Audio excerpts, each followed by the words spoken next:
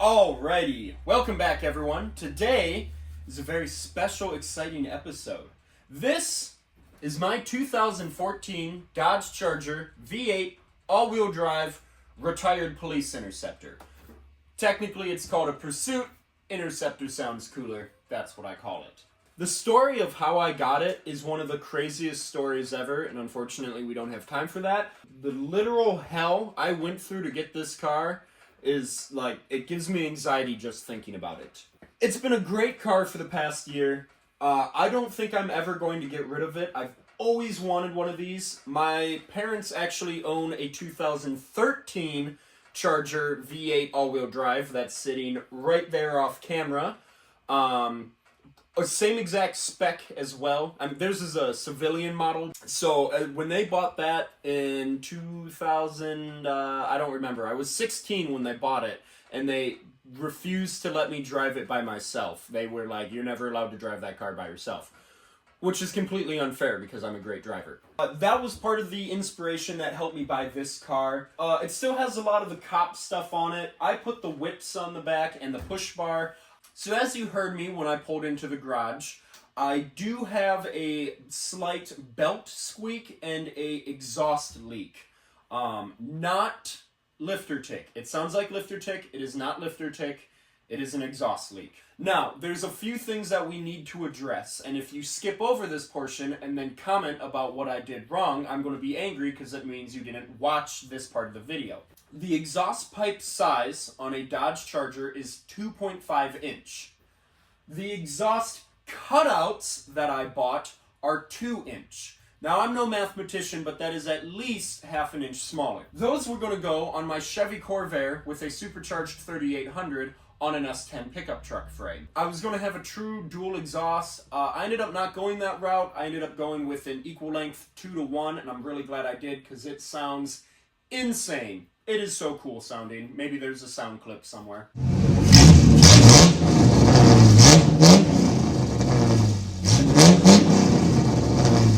Anyway, so now I have these leftover exhaust cutouts. Now you're saying, okay, well why didn't you just go and buy the actual size that you needed? So to make this explanation as quick as possible, instead of explaining everything else, I'm just going to say I already had bought these exhaust cutouts for a previous project, like I had said, and they were 2-inch exhaust cutouts. I'm not going to buy 2.5-inch exhaust cutouts when I already own the 2-inch exhaust cutouts. Technically, yes, they will affect sound and they will affect flow, but none of that matters. I only want straight piped HEMI sound. I don't care about the fact that a 0.5-inch difference is going to make a difference in the sound or the performance, okay? I already owned them, so that's what I used. I am doing this strictly for sound. No other reasons. No performance reasons. No better gas mileage reasons. I just want to be able to click a button and have all the V8 HEMI sounds at my disposal.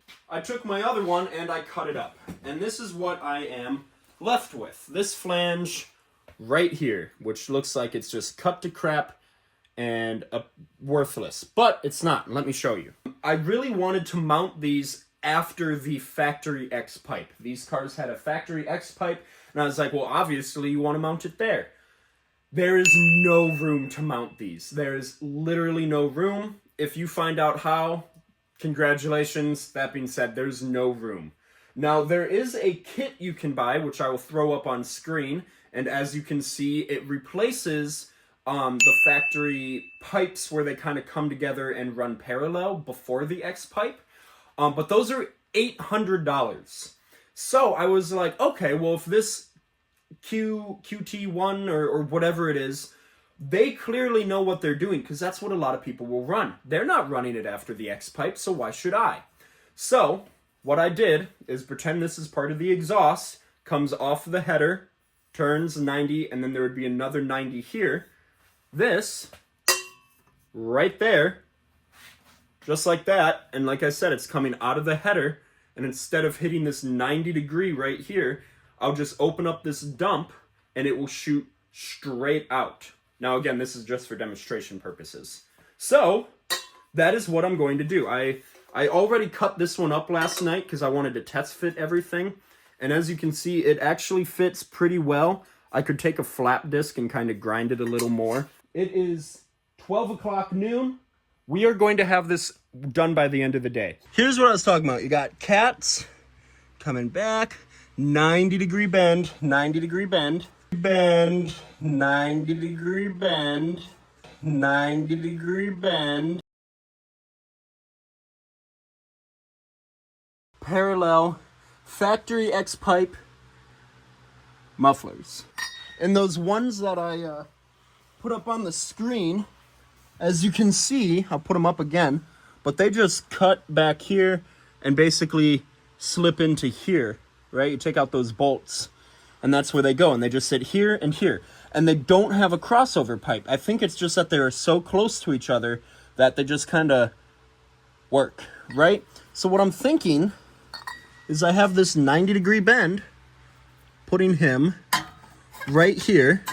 Yeah, it's going to hang down a little bit, but the motor will then run parallel here. So it is going to be probably the lowest point on the car. Maybe the front subframe is a little lower. It's actually very aerodynamic under here. But I'm just thinking something like right there. I'll kind of fine tune it. Yeah, that's going to sit really nice. I might have to kind of push the heat shield up out of the way, but yeah. Also, if you're wondering why this one is dirty, this one's actually used. I had this on my Corvair when I had the 2.2 in it. It still works though. I just need to resolder on the wires, but yeah. What I did is I held this up where I needed it, took some orange paint, sprayed inside, got me there, then got a hole saw, and we're about to drill into it. There is no going back after this. I'm actually really happy with this fit and finish so far. Right, a little bit of a gap, but that'll be so easy to fix. Looks good so far. Might try to waller her out a little bit more in there with a die grinder, but I don't want to go too far and not be able to fix it. Okay, so far so good. Just a few tacks. I'm not going to show you my welds. Now, you guys know, if you've been watching me for the last, oh my god, almost 5 years, you'll know I always complain about this welder, and I'm not really a great welder. These welds are bad even by my standard. I mean, they're holding, they penetrated good, but they look like bird crap. So I'm just going to show you the straight on of the exhaust cutout.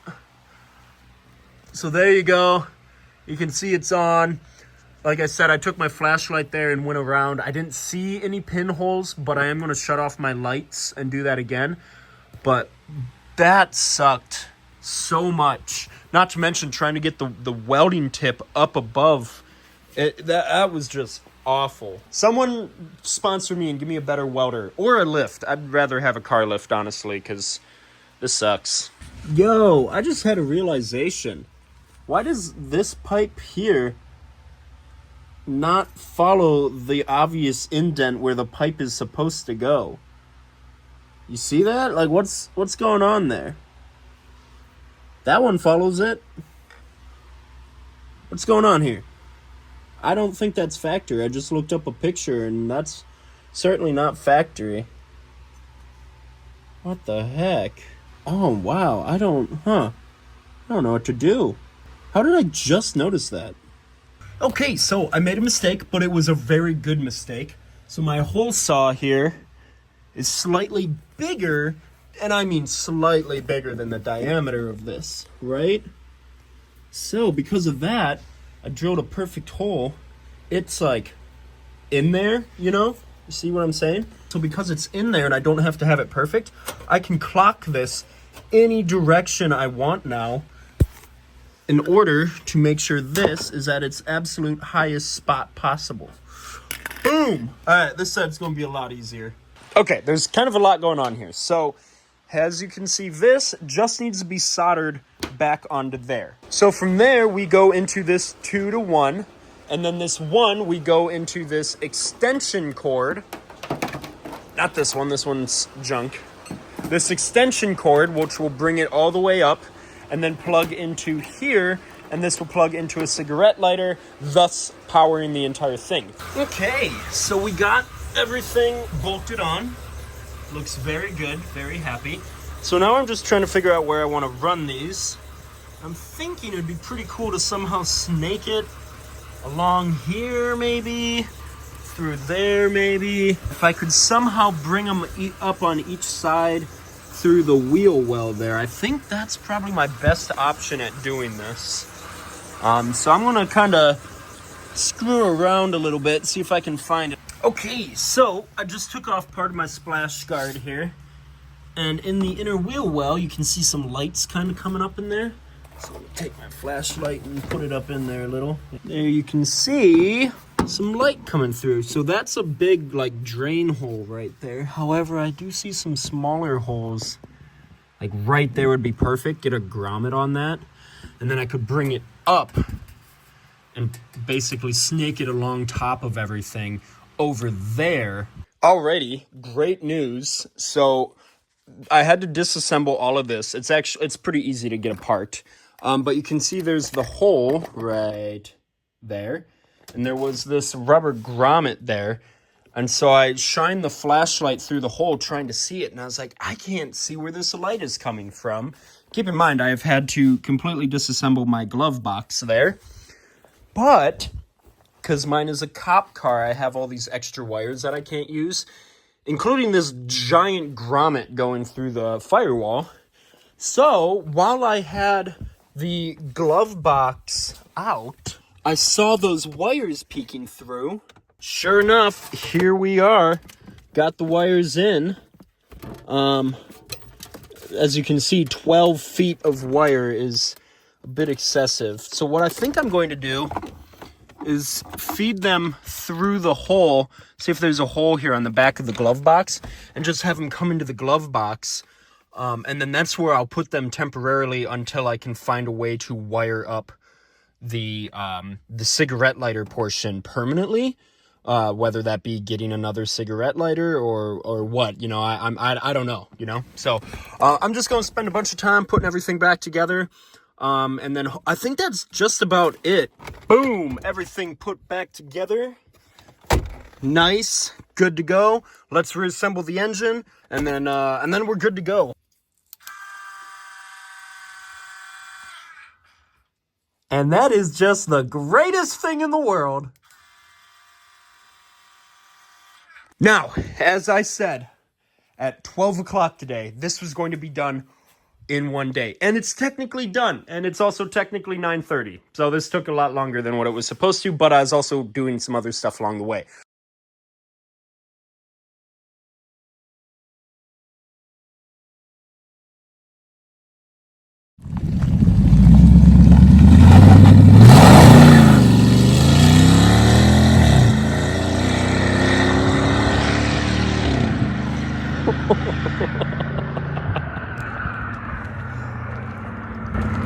Oh, where'd he go? There he is.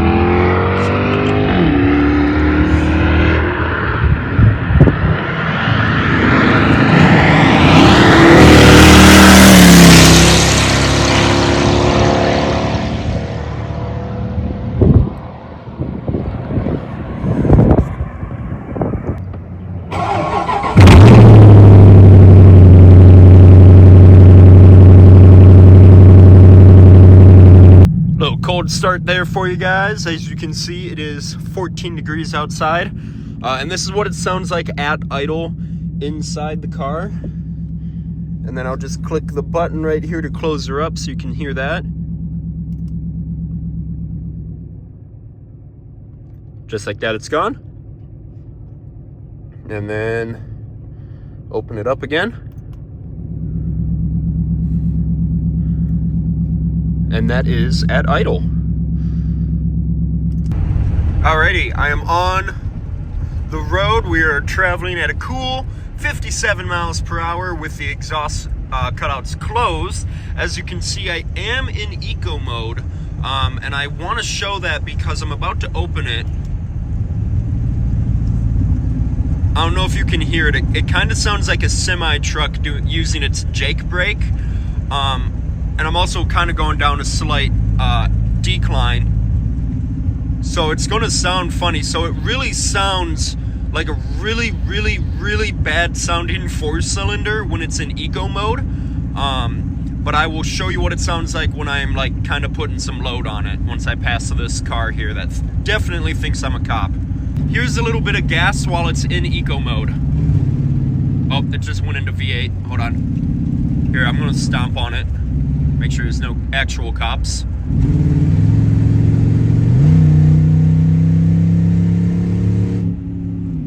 Here we are going up a hill that's probably about 2 miles long. It's a long hill, so I'm just constantly putting load on it, and that's what it sounds like. Usually when I'm going up a big long hill like this, I shut it off just because it's so loud. The drone is so bad when you're going up a hill like this. It just gets to be too obnoxious. Again, everyone in front of me definitely thinks I'm a cop, so I can't really open it up, we'll say. It sounds good going up the hill when you're wide open throttle, but not like this. It sounds quite bad, actually. All right, here's a little 40 to 60 roll for you.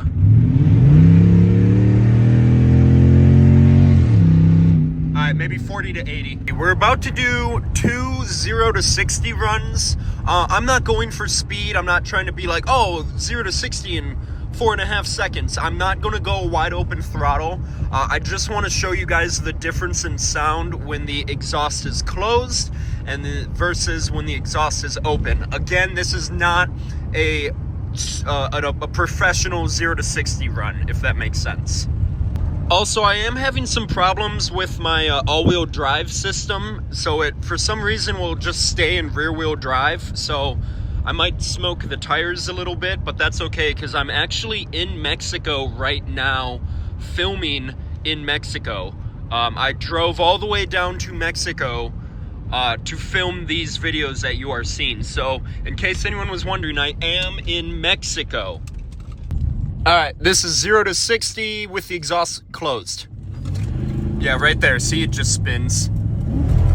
Oh my God.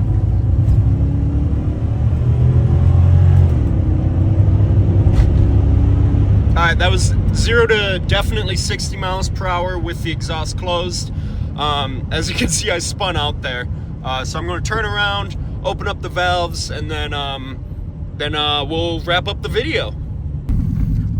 And, oh, better turn that back on. Here is a 0 to 60-ish.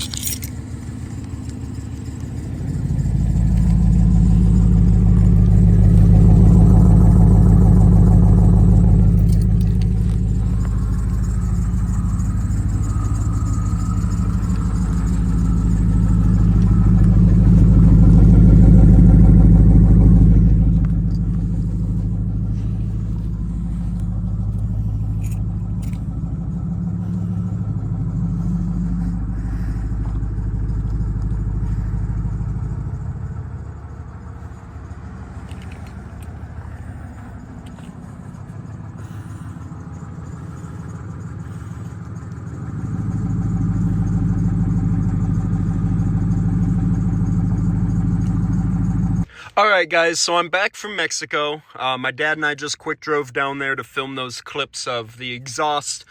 Just got back, and you know what? I know what a lot of people are going to say. I'm going to be honest, I think it sounds really good, but not really great. I think it sounds good, not great. And my reasoning is because underneath the car, on the passenger side, exhaust side, I don't know what's going on there, why the pipe doesn't go 90 degree. It just kind of like shoots straight over. That's obviously not factory. And I don't know how I didn't notice that until like it was too late. So that is something that I am definitely going to be fixing soon. Well, not soon, but sooner than later.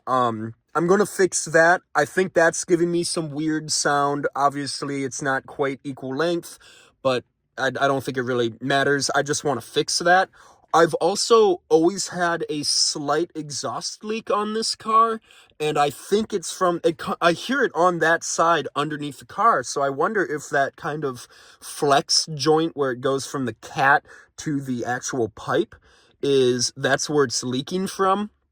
That's my working theory. So I just want to get that fixed. I don't know why it looks like that. As far as the placement of where I put the exhaust cutouts, I put them right there.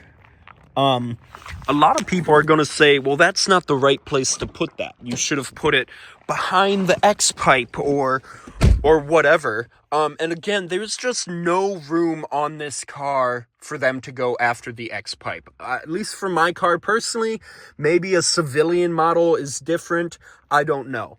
But I don't think I put them in the wrong place because again, that one that you can get on Amazon for like $800, $900, it's like QP1 or whatever.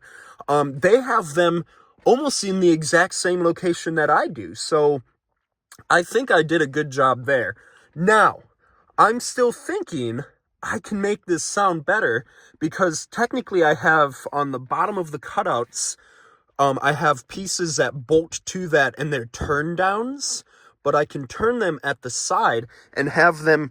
So if there was like no car, if you could see, because it's here and here, have them shoot over and have an X pipe and then have them shoot out the side. So I could, in theory, install an X pipe. See that? You can see them right there. Just have them turn inwards to an X pipe and shoot out. That makes no sense. So anyway, as I said, this is the end of the video. This is a great success. I'm really happy with it, how it turned out. Like I said, I did it in a day, and I did it on a budget. The exhaust cutouts and all the materials and everything was like right about $200, which is not bad. This is not the end of this car. If you guys want to see more of this car, let me know. I have some cool stuff planned. I really want to install the strut brackets, I think it's what it's called, or the strut towers. It's a piece of metal that goes between the two struts on the front and the back. It helps out with handling.